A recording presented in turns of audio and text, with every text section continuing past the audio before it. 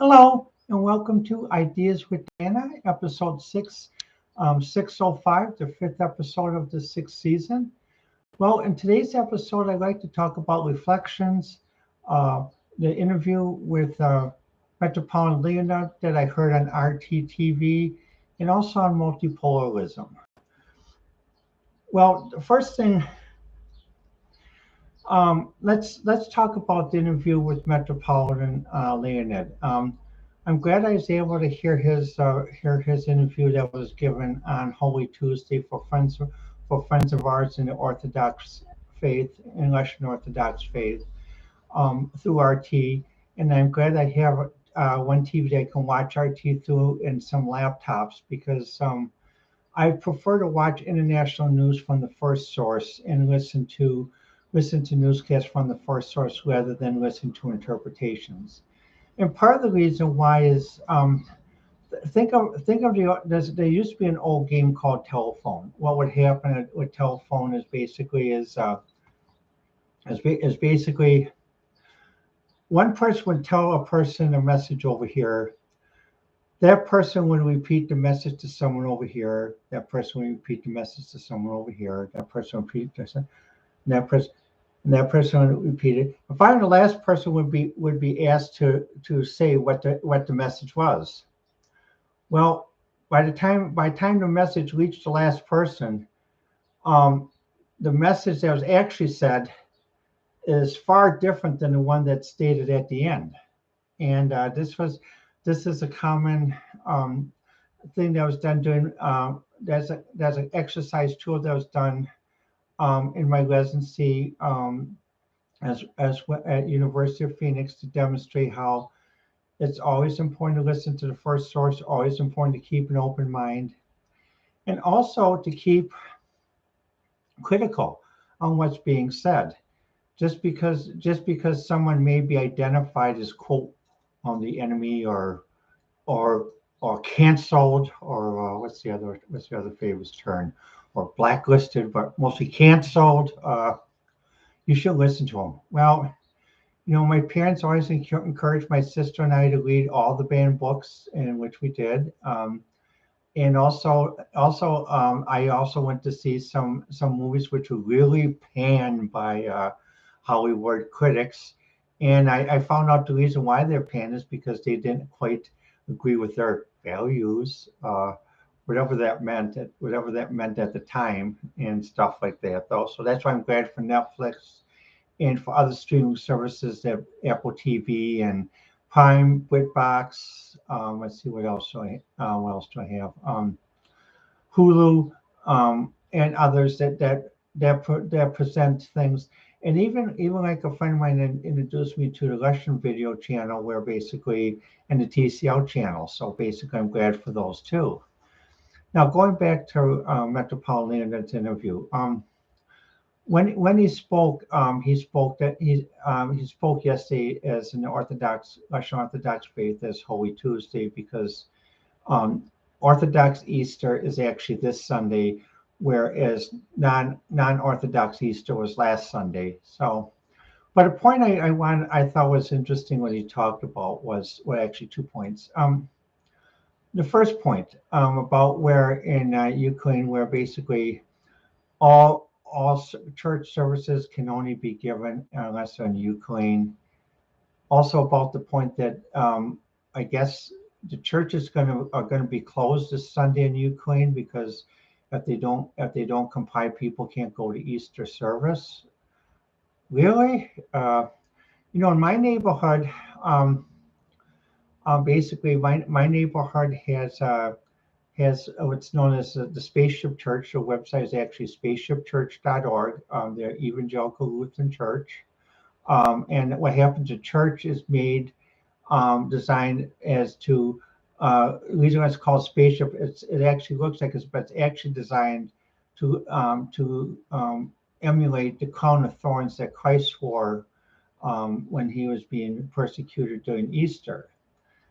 And they're very open-minded. I've gone there. I go with a friend to dinner. I go as a regular attender. And I know friends who I worked with at the UCFW and others. very nice group of people. And also, I've gone there when I took off my wig, and I still accepted either way when I took off my wig. And even basically based on how I live. Now, the thing is, luckily, this neighbor is not like the Ukraine, where basically, where if someone spoke a church language and other than well, let's just say there's such a language as American. What happens is that they could be persecuted. Because in this area, there are many churches that give services in Latin, Spanish, and different dialogues of Spanish, depending on whether a group is from Latin America or from South America, because there are different dialogues. Some people are not aware of that. German, French, and even in Kenosha, my own neighborhood, there was a Polish church that gave the sermons and the church services, as well as the church school in Polish. Because when you went to school, they took the sign down now, but last time I was down there 2 days ago to go to Big Star, it actually said Skoya, which is Skioiola, Skoya, which is school in Polish. And some people think, well, it's strange lighting, but no, it's actually Roman-based lighting. But basically, it's written in Polish. And well, when we think about that, I mean, I'm not offended when someone gives a church service in the language according to what the congregation wishes, and that though, and what is satisfiable within the church constructs. That's fine. But the thing is to force a church by government action to say, well, you got to give it in this language, or it's like in the United States, if someone say, well, you got to give it in American. Well, technically, there's no such language as American. There's American Indian, there's American English, because the Queen's English is British English, even though American and American English and the Queen's English are cousins to each other. We're cousins that have very, very big deviations in that, though, because more than just calling the trunk the boot and stuff. But what happens, though, but we still can get along with each other. We still do things with each other. We're not fighting with each other. I mean, the second point, what happened, I'd like to bring out in Metropolitan Lenoid interview. I hope I said it right, pronounced it right. It's been a while. He mentioned about people who live outside of the Ukraine due to this conflict that's going on, and whether you refer to it as the special operations, or other people use other names than that. He mentioned that how people who live like in Europe and other places are being treated as second and third class citizens, and that really hits home to me, because just because someone lives in a certain area, they shouldn't be referred to as second or third class citizens. I mean, I remember I was watching one program on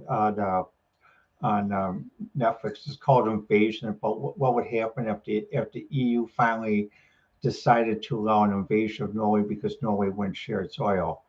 And at one point, it showed the character playing the Norwegian Prime Minister says, "You touched the pole," and I was very upset about that, because we are not. Let's see if I can get us up here. We are not inanimate objects. We are people. Even though the Polish culture tries to be very accommodating to other cultures, sometimes I think it's way too much. And my dad thought so too. Which is why my dad was glad that I was raised with an Irish temperament and a German temperament rather than a Polish temperament, because he thought sometimes the Polish culture is way too accommodating to letting people walk all over them. It's the point where the Polish people should step and say, no, you say Polish, not Pole, because what would a German think if we called Germans germs? Would they be offended? Of course they would. Of course they would. But it's a two-way street. Basically, When an area talks about equal rights and equal acceptance of cultures, calling someone still a Pole is treating them as a second or third class citizen. To give another example, when I started working in Milwaukee at that time, there was still a heavy, what some people used to call Fourth Reich influence in Milwaukee, a very Nazi feeling because there's some that felt that many Nazis immigrated to Milwaukee after the war. And there's a very Nazi way of doing things. And so when I interviewed with Dave, and he was new to Milwaukee. He was originally worked at Georgetown, and he came in and he asked, and he's one of the few people I interviewed asked me this question. He says, "Well, he says, okay, well, you've been accommodating and kind enough to listen to my questions and my concerns. Now I'd like to ask you what are your questions and your concerns?" And I said, well, can I speak freely? He said, yes, please do. You can speak freely. Well, this is what I said, well, my father and grandfather had endured a lot of being treated as second class, third class citizens through Polish jokes, Polish gigs, lack of income, lack of promotion, lack of income. And I said, I am of the generation that will not accept one Polish joke, one Polish gig, one second class thing of holding back income, holding back promotions, because if I sense that, I will walk out the door and that will be my effective resignation. If you still want to hire me, you're welcome to. And what Dave thought about, he's like, no one ever spoke with him before, and apparently he tried to feign that basically that the Fourth Reich Milwaukee didn't exist because even at that time, many Polish people in Milwaukee referred to German Fest as Nazi Fest, and still do today. They refer to it as Nazi Fest, although they no longer wear the Hun hats. They've been told not to wear the Hun hats when they come into the park now, like that, though.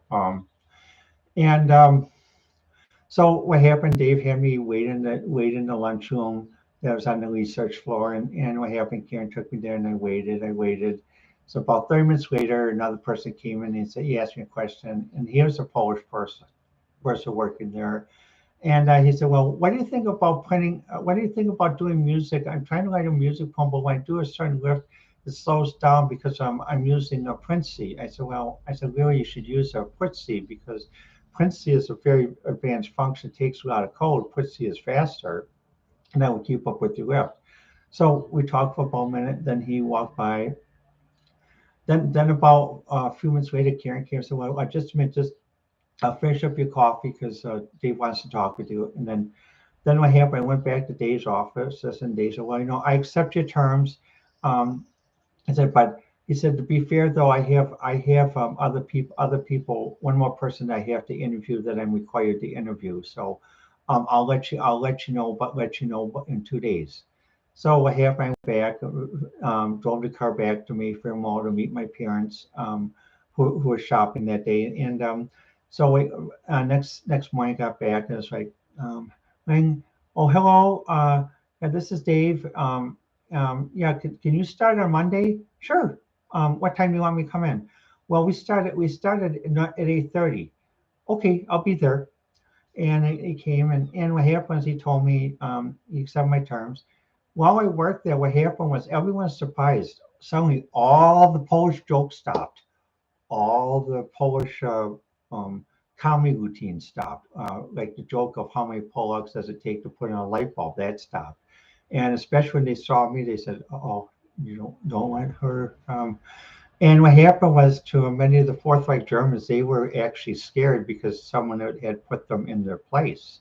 Because someone had said they are not a second class citizen, they are not a third class citizen, their identity is their identity, you live with it. And that's where I think with the Metropolitan Lenoid way makes a valid point about that when he hears about people in his congregation, I'm not sure if that's the right word for the Orthodox Church.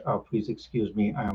I was raised first Congregationalist, but I do have friends that were Russian Orthodox, and it's been a few years since I had contact with them because we moved to different parts of the country. But those in the congregation, though, they just because they moved, they shouldn't be treated second or third class by Europeans who would think, well, their Catholic church is better than the Russian Orthodox Church or their ethnicity is better than others. It's like calling Polish people Poles and stuff like that. No, and he's right. That shouldn't be the case.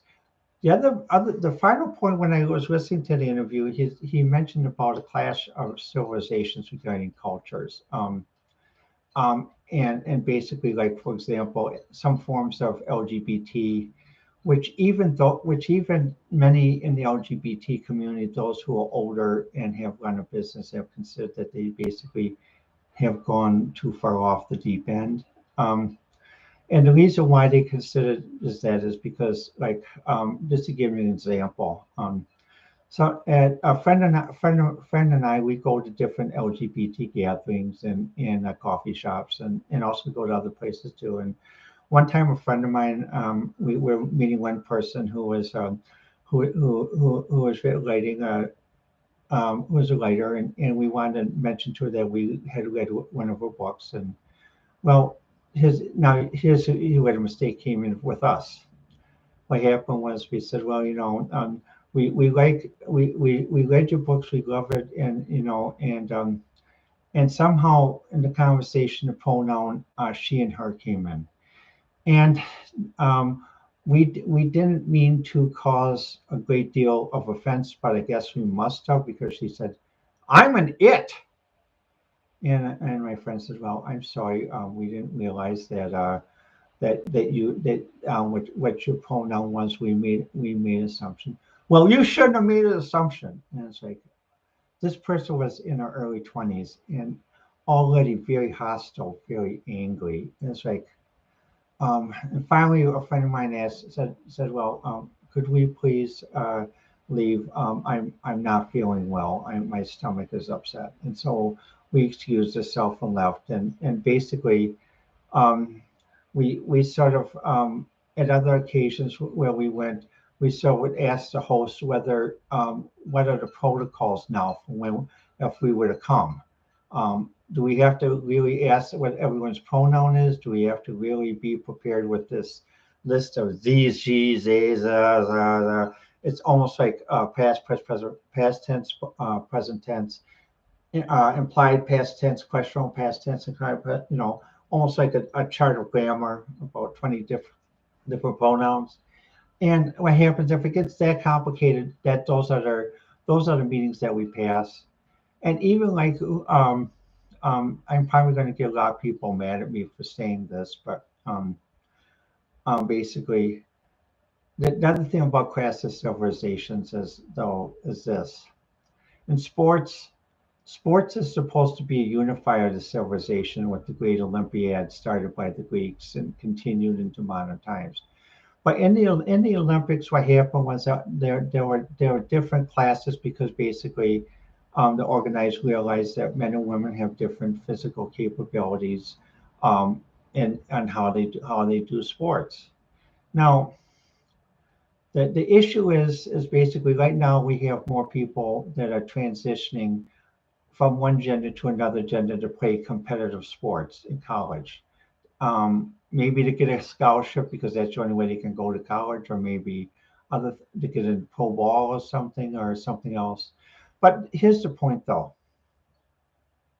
The point is this: there was one controversy about a year and a half ago about a swimmer who transitioned from male to female and broke all sorts of NCAA records and such and such and such and such. And I listened to an interview on both the conservative news station and the liberal news station. But what I did was I closed my eyes so I wasn't affected by the vision of the person when I was listening to it, because I was trying to listen to their demeanor and their comportment to see what is their demeanor and their comportment. And when I listened to and determined what their demeanor and comportment was, their demeanor and comportment to me seemed off, very off. And I could understand the concern raised by other people and other coaches, basically. But that's up to the Swimming Authority, NCAA, to decide. But I mean, but really, I think since there's a concern of gamesmanship when people transition, on that though, maybe it's time for competitive sports to have three classes. Um, those who are born male and haven't transitioned, those who are born female and haven't transitioned, and those who have transitioned that compete against each other. Because basically, when it comes to scholarships, women athletes have to work very hard to earn the scholarships they get, because in many colleges, the scholarship program is actually paid for by the football program. So the women scholarships and the women athletes are actually treated like second and third class athletes. So they get the leftovers from the male scholarship program. So if you're going to have athletes who are transitioning to try to get a scholarship, then those scholarships should be siphoned away from the men's program, not from the women's program. Because for women athletes, it's very hard for a women athlete who's a swimmer, who's a skater, to basically keep fit and also to keep their record, because women do not have fast twitch muscles, men do. And when you transition, you don't lose your fast twitch muscles. And even when they say, well, if your male testosterone level is below such and such and such and such, you still have quite a bit of muscle mass and other things like that, though. Or if they're not going, and in addition, what I suggest is what's coming out to now in sports is they're going to have to develop a handicap system in all sports similar to golf. Basically, if you're going to have a 12-year-old male to female athlete in Chicago who transitions and wants to go on the girls basketball team to get a girls scholarship to go to college, then there's going to have to be a handicap given to the other athletes who haven't transitioned, who are born female, so that basically there's a true measurement of athletic equality. Again, I'm probably what I'm saying is going to be very controversial, but this sort of goes into the clash of civilizations, because um, people can talk about equality, but when you see things that are off, you know that they're off. You don't need someone to tell you that it's off. You can sense that it's off, no matter what your education, what job you're doing, and like the Metropolitan, Leonid said, basically, I agree with him that basically there is a crash of cultures, and I hope that basically the crash of cultures is not um, does not become so bad that it necessitates a redoing of the Treaty of Saint Cyril that was done in about the 15th century in Europe, 14th, 15th century in Europe, where different European countries decided upon which branch of faith that they would follow, whether they would follow the remnants of the Eastern Roman Empire or the Western Roman Empire, which means that basically those that followed the remnants of the Eastern Roman Empire became Orthodox and adopted the Cyrillic character set, like Russia and Greece and others in that, though, or basically those that decide to stay at the Western Roman Empire, like Poland and Germany, adopted the Roman character set.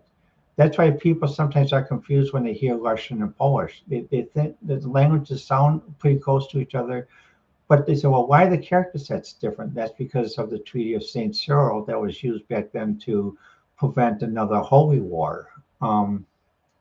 Well, with this Orthodox Easter week coming up and Orthodox Sunday coming up, I sure hope that basically the people in Ukraine can worship Easter as they wish without any third party telling them how they should or shouldn't. Because religious freedom is a right to everybody, whether you believe or not believe. Religious freedom means that you have a right to not believe and not be not be teased or humiliated for how you think. And also you have a right to believe and not to be teased or humiliated for what church you go to or that. And so, but basically regarding the clash of civilizations, there is a point of this, because in 2016, when the Supreme Court allowed same gender marriage and equality, um, at that point, there's a balance in the LGBT community, on both the Republican side and the Democrat side. There are people who are LGBT that are Republican, although basically the Democrats don't want people to know that. Some Democrats don't. But there's a balance. But now what happens? This balance has gone, and that I can see the reason why people are saying something's off and there's something in concern. There's something of a clash because there has to be a balance. And the thing is, again, I'm probably going to get a lot of fish shaken at me by school teachers. Um, I don't believe school teachers have a right to overrule parents. I saw like in some states there's a law where school teachers and counselors can overrule parents over a child deciding to go through gender conforming therapy um, way before they're adult and even before they're preteen. And I don't believe that the school or counselors have a right to overrule a parent because a parent has universal rights, and a parent cares more for the child than any government organization will. The other thing is though, what happens though is the thing is parents can recognize when their children are transgender or when they want to practice cross dressing or something else. That's fine. It's one thing if the parent decides what to do, but not the school system because the school system is not a parent. The school system is not responsible for if their child in later years has regrets and decides to detransition and goes into a very becomes very ill, or basically if the child, or even if the child doesn't say no loud enough, and they're intimidated by their friends. So again, this goes into the crash of civilizations, and we do have to get back to a balance because we are something like I said with that one interview I heard something is off, and basically something is off with the way with how far LGBT has gone has tilted the scales way over here. Even in the Ten Commandments, Moses said to said to the Pharaoh of Egypt, he said the Pharaoh of Egypt says, well, they are my people, and I'll treat them as I please. And so Moses basically took a break and says, the people still need food and rest, and they still need a certain type of balance and civilization. And he says, well, they're my people. I'm still. And he said, well, he says, fine. He says, he said, he said, he said, he said, the healthy make many. Then he put a brick on. The dead make none. And what he meant by dead is he didn't mean he meant physically dead, but he also meant emotionally, civilizationally dead. And this is going back to the Holy Tuesday interview of some of the points brought up. I do hope that colleagues in other faiths, as the Vatican and also as the Church of England, will listen to this interview critically and not politically, and see where maybe that there needs to be a meeting of the minds to get the balance back and make sure that we can still maintain the Treaty of Saint Cyril and not have this thing go more blown up than it is. Well, let me know what you think. I'm on Twitter at Diana1A. Also, what happens? I also have an account at Truth Social at Diana1A too. So if you go to Truth Social, I'm also on Truth Social. Well, again, let me know what you think. And this has been episode 5, season 6 of Ideas with Diana.